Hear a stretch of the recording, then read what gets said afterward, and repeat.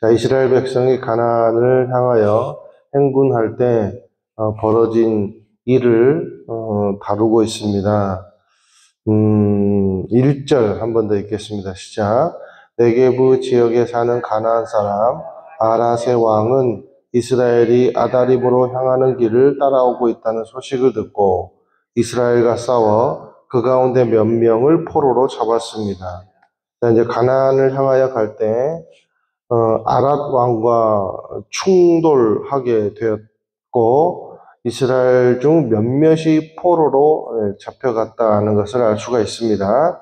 자, 이스라엘 백성이 가데스에서 불평과 불만을 쏟아놓은 결과입니다. 이것이 두 가지 난점에 부딪혔다는 거죠. 첫 번째는 에돔을 통과해서 가지 못하고 빙빙 도는 고생을 한 것이다. 두 번째는 그 덕분에 시간이 지연되어 적에게 노출이 되고 결국 아랏과의 싸움에서 포로가 발생하는 일이 벌어졌다는 거예요. 자, 우리가 무심코 불평하고 불안해하고 불만을 내뱉는 것이, 불순종하는 것이 얼마나 개인에게 또는 공동체에게 손해가 되는 것인가를 알 수가 있다는 거죠. 또 2절에서 3절 보겠습니다. 시작. 그러자 이스라엘이 여호와께 맹세해 말했습니다.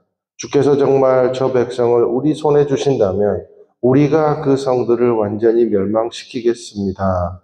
여호와께서 이스라엘의 소리를 들으시고 그 가나안 사람들을 그들에게 주셨습니다. 그들이 그 사람들과 그 성읍들을 완전히 멸망시켰습니다. 그리고 그곳 이름을 호르마라고 불렀습니다. 자, 일이 이만큼 커지니까 이제 이스라엘 민족들이 정신이 번쩍 든 것입니다. 자, 위기에 닥치니 단순한 필요조차 이제 필요가 없어지게, 소용이 없어지게 되더라는 거예요.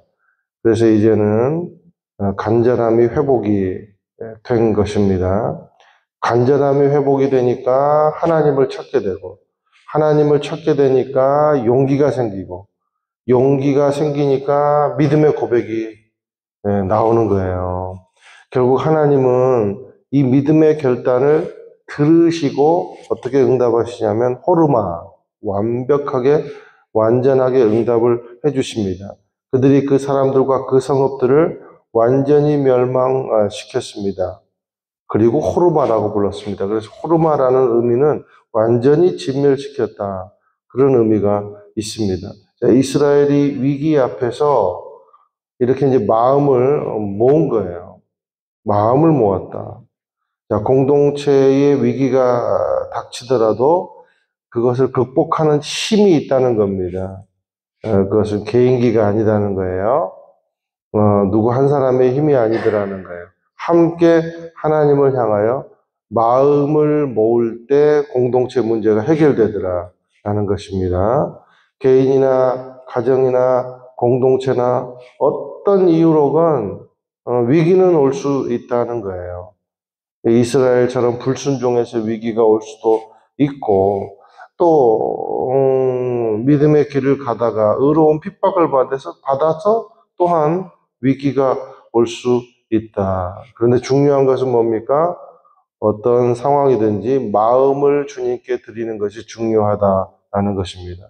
저와 여러분의 마음이 어떤 상황에서도 주님을 향해서 그 마음을 드리며 나아갈 때 하나님의 긍휼은 여지없이 작동이 된다는 사실을 기억하게 되시기를 예수님의 이름으로 축원을 드립니다.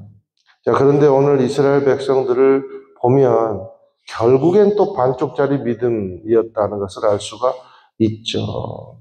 이것을 통해 우리가 알 수 있는 것은 또 뭡니까? 위기가 닥쳐야 믿음이 회복되는 것은 진짜 믿음은 아니더라 하는 거예요. 우리는요, 평상시에는 몰라요. 넘어져 봐야 그 사람의 진가가 드러납니다. 그런데 더 나아가서 있잖아요. 넘어진 데서 회복돼 봐야 드디어 이제 그 사람을 알 수가 있어요.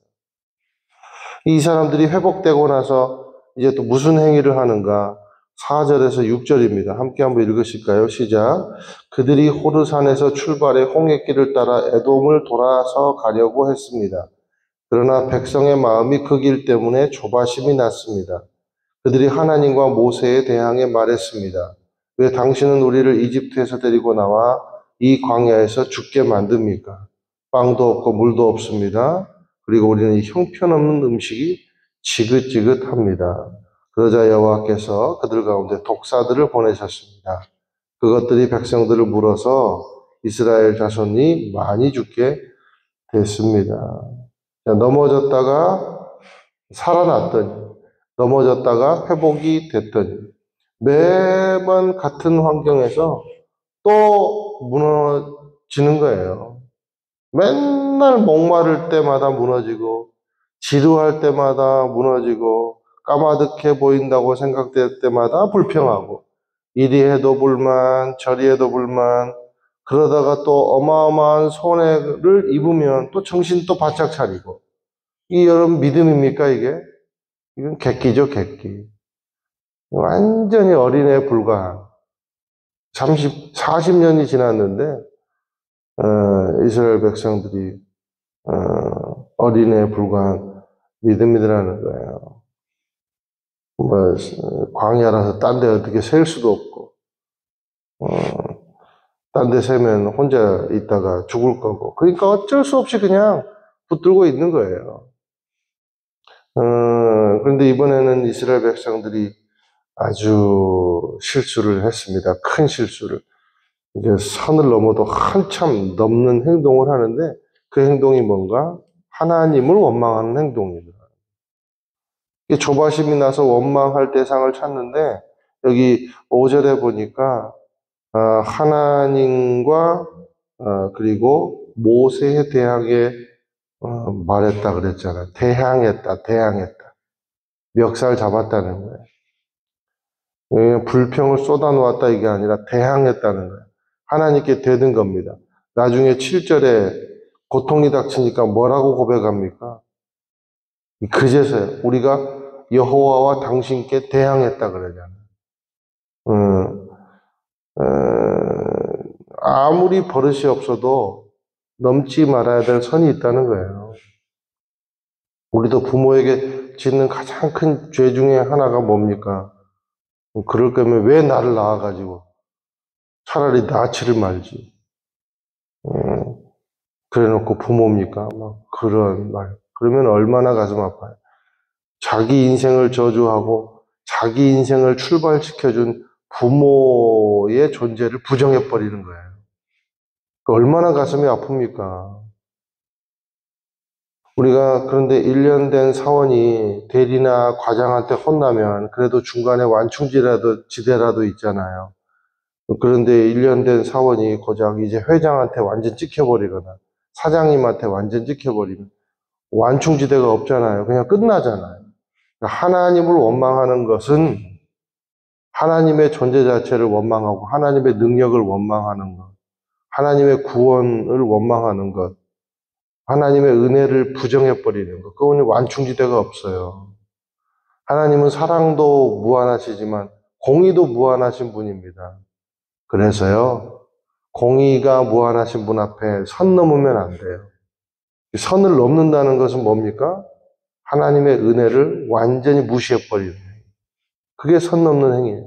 예수 그리스도의 십자가와 부활의 사역을 도매금으로 취급해버리는 그런 것이 선 넘는 행위예요.